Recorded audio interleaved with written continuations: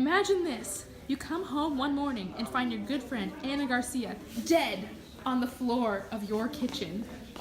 What would you do? This was the exact question Bill Turnt faced on September 9th, 2015, when he came home from a picnic where he celebrated his 40th birthday. Terrified, Bill rushed to help her. But he was shocked when he saw that her arms were stuck straight in the air. Her left hand was still in the shape that it had been when she injected herself with insulin during the fatal event. What had happened here?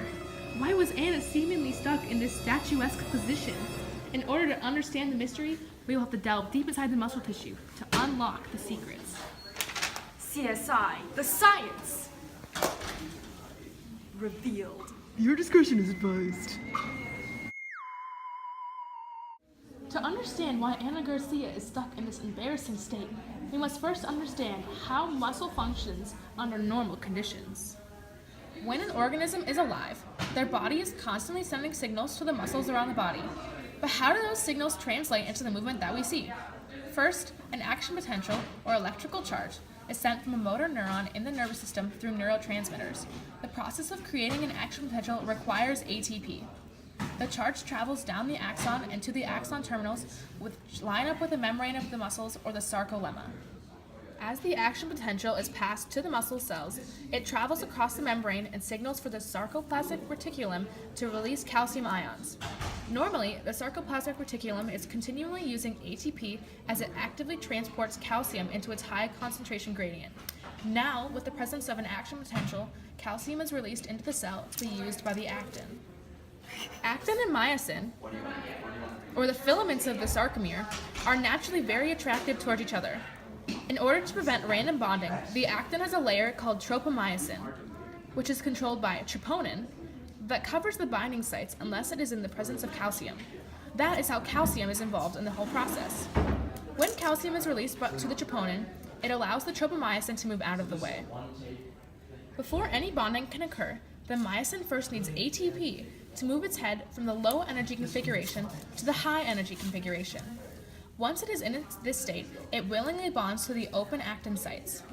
Once the cross bridge is formed, the myosin heads will relax, resulting in the actin being pulled towards the M line, or the middle, which causes the muscle contraction. In order to relax the muscle, the myosin once again requires ATP to break the bond between the actin and myosin heads. After the cross bridge is broken, the actin and myosin return to the original relaxed position where they are ready to begin the process again. So what changed after her death? What caused Anna to be stuck in her final moments? Now we will delve deep into the muscles post-mortem and discover why this strange event has occurred.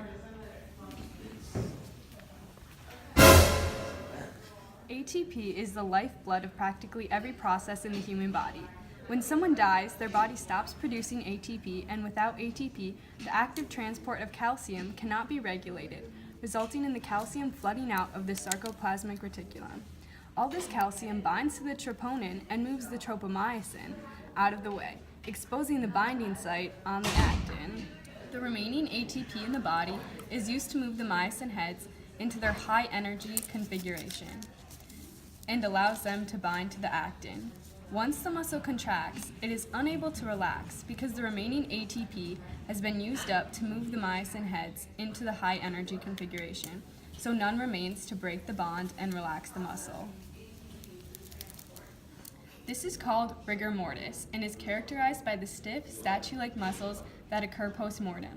Rigor mortis finally ends when there is enough bacteria activity and decomposition of the myosin heads that the cross bridge is finally broken and the muscle is able to relax. Now that we have delved deeper into the inner workings of the muscle, we can see that this seemingly unnatural process is actually a natural working of the human body. Science revealed!